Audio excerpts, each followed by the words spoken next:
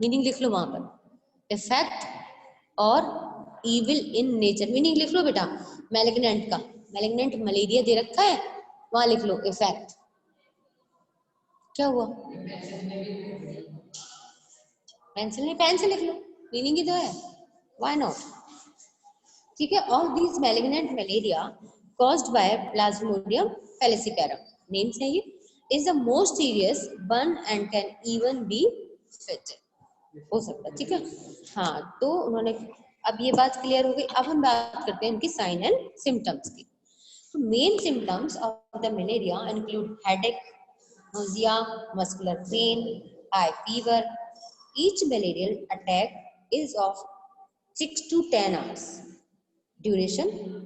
मतलब आप समझ रहे हैं 6 to 10 में एक बार ऐसा हो जाता है, बहुत तेज हमको अटैक, एकदम सारे एकदम बढ़ जाते हैं नंबर में बॉडी के अंदर, तब हमको शिवरिंग आती है और फिर टेम्परेचर बढ़ता है, फीवर आ जाता है और फिर स्वेटिंग हो जाती है। मतलब 6 to 10 आवर के बाद रिपीटेशन आता है और बार बार ऐसा होता है, तब हमको लगता है कि कुछ प्रॉब्लम, फिर हम डॉक्टर पर जाकर चेकअप कराते हैं, डॉक्टर खुद ही चेकअप कराता है, तो उससे कंफर्म हो जाता है कि कौन सी डिजीज है और उसका ट्रीटमेंट फिर स्टार्ट हो जाता है, राइट। चलिए, तो अब हम बात कर रहे थे यहाँ पर, हाँ इन्होंने बताया, हाँ 3 स्टेज मैंने बताई ना आपको, and consist of 3 stages. First है कोल्ड स्टेज, जिसमें क्या होगा, feeling of extreme cold and shivers, कपकपी जैसे हम कहते हैं, बहुत तेज ठंड लगती है ना, कपकपी जैसा आता है वो। फर्स्ट स्टेज बोल दिया उन्होंने। हॉट स्टेज, जहाँ हाई फीवर होगा, faster respiration and heart beat बढ़ जाती है। और फिर स्वेटिंग स्टेज के अंदर क्या होगा, वहां पर हमको पसीना आने लग जाता है, स्वेटिंग होती है बॉडी से, स्वेटिंग होने से क्या होता है, टेम्परेचर डाउन हो जाता है, यही तो होता है, तो टेम्परेचर फिर डाउन हो जाता है। Due to profuse sweating temperature of the body goes down to the normal, फिर बॉडी का टेम्परेचर नॉर्मल हो जाता है।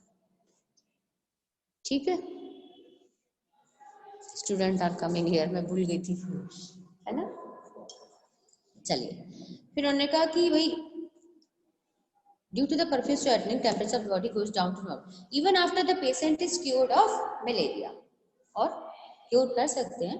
the patient feel weak and becomes anemic, बहुत ज्यादा कमजोरी आ जाती है, एनीमिक मतलब ब्लड की कमी हो जाती है, एनीमिया डिजीज जो हो जाती है, इसमें ब्लड की कमी हो जाती है ना, दैट इज। एंड मलेरिया में cause also secondary cause enlargement of spleen and liver, जैसे कहते हैं ना स्वेलिंग जैसा हो जाता है लिवर के अंदर, प्रॉब्लम तैयार होती है, स्प्लीन में स्वॉलन आ जाता है। ये हमारे कहना चाहिए एलिमेंट्री कैनाल के अंदर ऑर्गन्स हैं, लिवर का काम आपको पता है, मेन ऑर्गन है हमारी बॉडी का ये तो, ठीक है ना। Presence of the malarial parasite can be checked by blood test. इस डिजीज का डॉक्टर फिर क्या कराता है, ब्लड टेस्ट कराता है और उसे, हाँ उसमें प्लाज्मोडियम मिल जाते हैं तो कंफर्म हो जाता है कि ये मलेरिया है। प्लाज्मा नहीं, प्लाज्मोडियम वेक्टर, ये दिख जाता है ना ब्लड के अंदर तो कंफर्म हो जाता है। अब उन्होंने कहा प्रिवेंशन एंड ट्रीटमेंट, हमें ना हर के साथ हमने पढ़ा है, हर डिजीज में हमने ये पढ़ा है, प्रिवेंशन कर सकते हैं, नहीं दिया तो हम देख सकते हैं, फिर वो उतना इसका मतलब सिलेबस में नहीं होगा, जितना दिया हुआ उतने तक ही आएगा। सिलेबस में हमारे पास आगे सिलेबस दे रखा है, उस सिलेबस के साथ ही हमें टॉपिक में जाना है, ठीक है।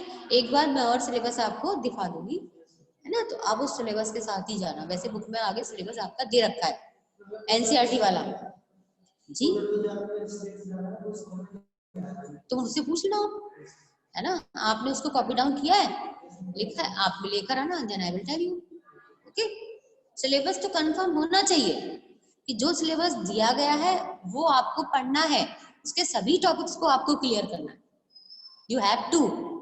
अब हम 8th क्लास में नहीं है, मैं आपसे बार बार कहती हूँ, अब इस साल से 9th से आपको सिलेबस के साथ ही जाना है।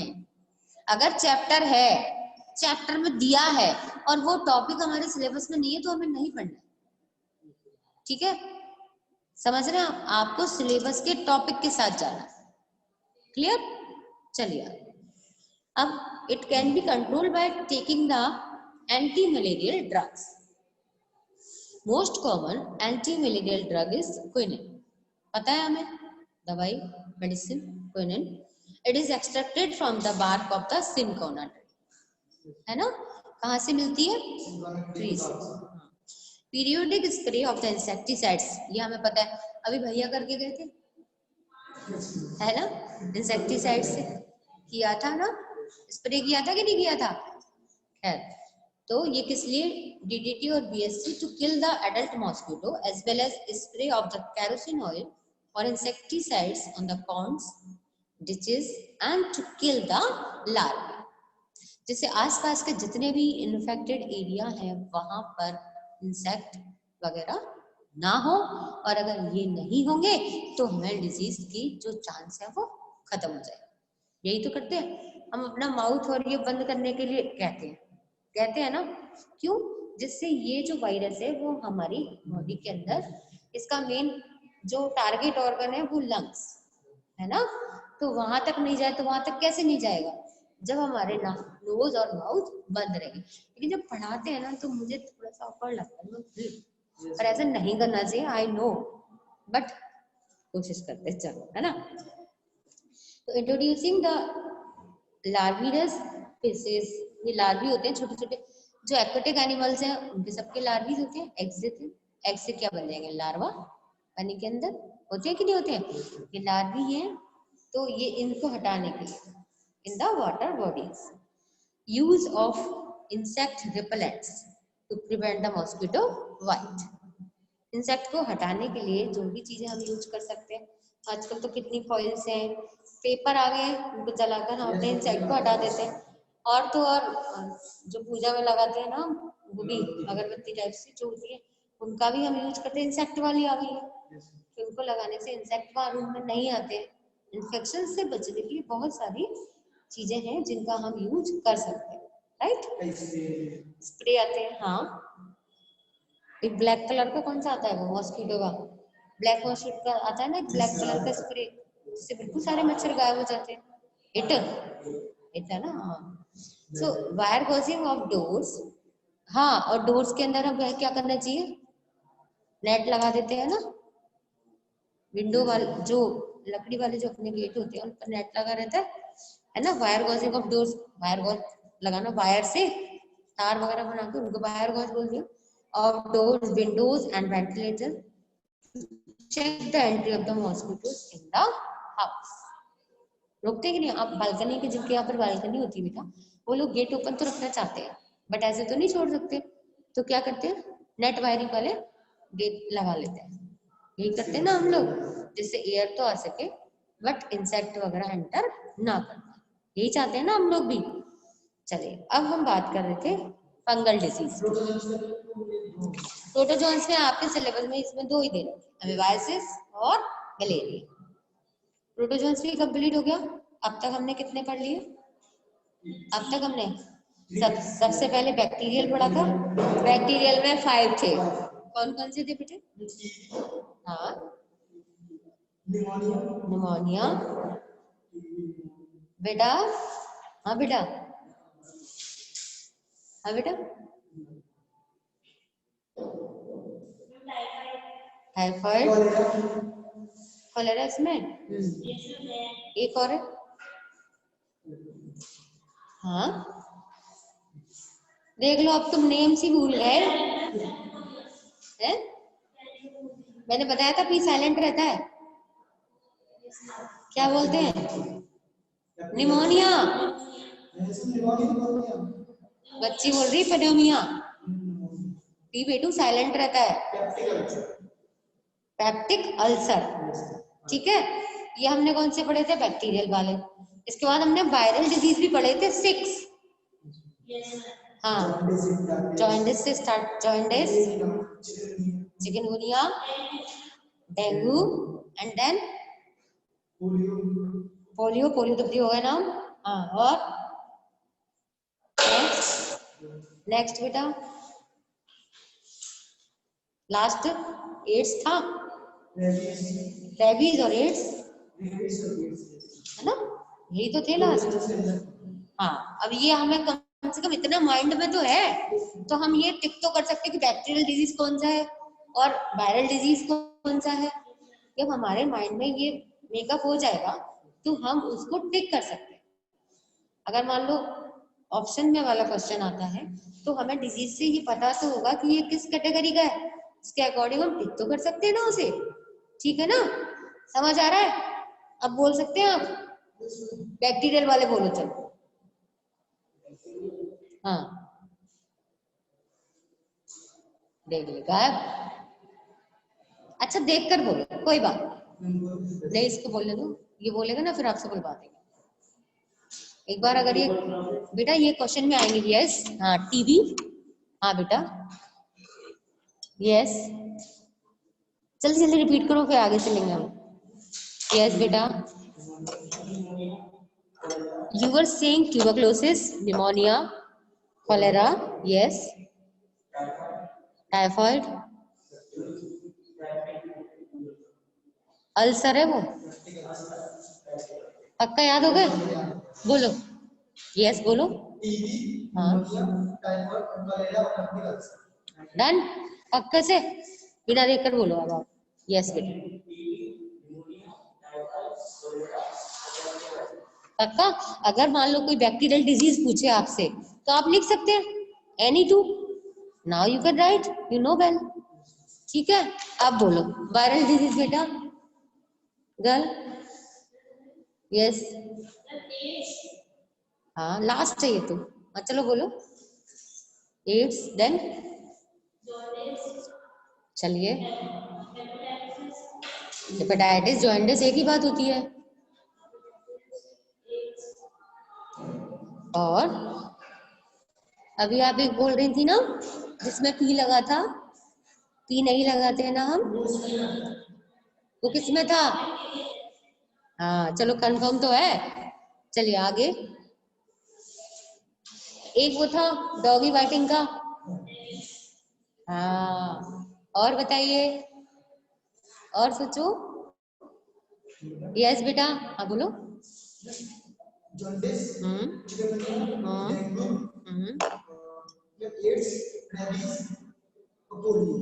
पोलियो, तो वहां जहां पर दे रखा था ना 3 के बाद डेंगू के बाद पोलियो दे रखा है बुक में, है ना, और फिर रेबीज है और फिर ads.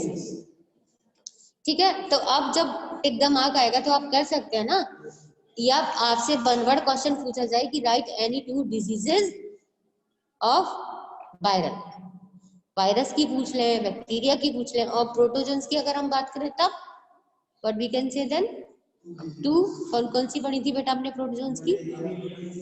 Amoebiasis and malaria. Amoebiasis किससे होती है बेटा? एंटमीबा हिस्टोलिटिका, अभी बताया था ना मैंने, आप भी बोलो एंटमीबा हिस्टोलिटिका। एक बार रिपीट करेंगे ना तो हमें लर्न हो जाएगा बेटा, मैं चाहती हूँ आपको लर्न हो जाए। एंटमीबा हिस्टोलिटिका बोलो, एंड देन मलेरिया बाय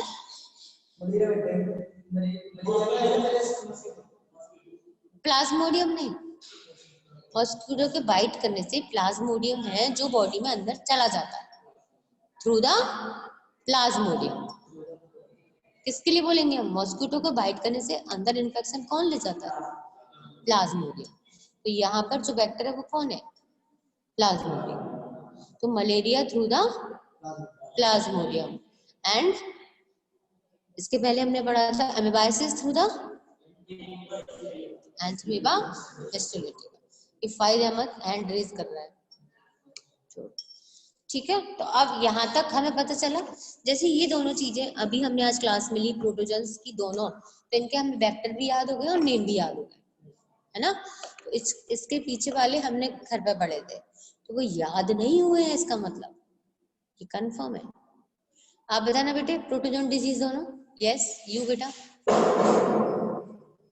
हाँ बेटा 2 डिजीज है ओनली प्रोटोजोन्स की, you know, tell me. Chapter complete होने पर 2 पेजेस है ओनली लेफ्ट। यस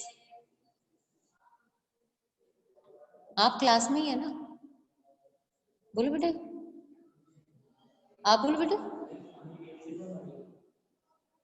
अब तो बोल लो आप।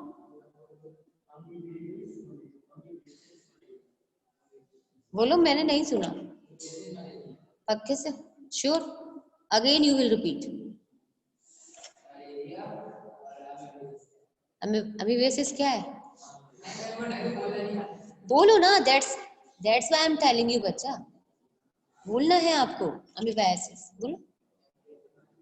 अमीबाइसिस थ्रू द, अमीबाइसिस किससे होती है? आप बोलो बेटा, आप बोलो, यस आप बोलो ना बेटा, ये कोई अलग नहीं, आप ही जैसे हैं, आप भी बोल पाएंगे, यस। बुक में देखो, अच्छा नीचे देख कर बोलो, कोई बात नहीं, we can go through it बेटा। एक बार आप स्टार्ट हो गए तो पढ़ने में मन लगेगा आपका, इसलिए मैं बोल रही हूँ आपसे। रेड कलर में दे रखा है आपको अमीबाइसिस है, व्हाट बेटा? पढ़ के देखो ना उसे, एंड रिटन है, यस। अमीबैक इसको हम ये भी कहते हैं, बट थ्रू द उसके नीचे जहां अमीबिक डायसेंट्री लिखा है उसी के नीचे नेम दे रखा है आपको। बोलो बेटा। हाँ, एंड अमीबा क्या नाम है आपका बेटे? व्हाट्स योर नेम बेटा? वीर चौरसिया, हाँ बोलो, वीरो आप तो आना चाहिए आपको बेटे, बोलो ना। हाँ इतना तो बोले, एंड अमीबा स्टेलेट का बोलो, यस बेटा बिल्कुल। हाँ बैठो, हैव सीट, यस बेटा, ठीक है। और हमने मलेरिया की बात की, आप बेटा मलेरिया, प्लाज्मोडियम, हाँ बेटा। व्हाट्स योर नेम बेटा? योर नेम और यू? हिमांशु दीक्षित, ओके। तो यहाँ तक कोई प्रॉब्लम? चले आगे, फंगल डिजीज की बात कर ले। चलिए let's start. Moulds and yeast, ये दोनों are included in this group of fungi. ये फंजाई एक तरीके से फंजाई है। Fungal infection is known as mycosis. तो what is mycosis? Fungal infection is called mycosis. These can manifest local or systemic infection.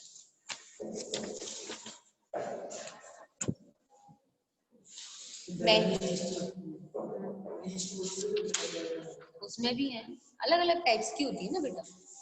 Many fungal infections diseases occur. Some common infections are Taenia capitis and aspergillus and the fungal meningitis.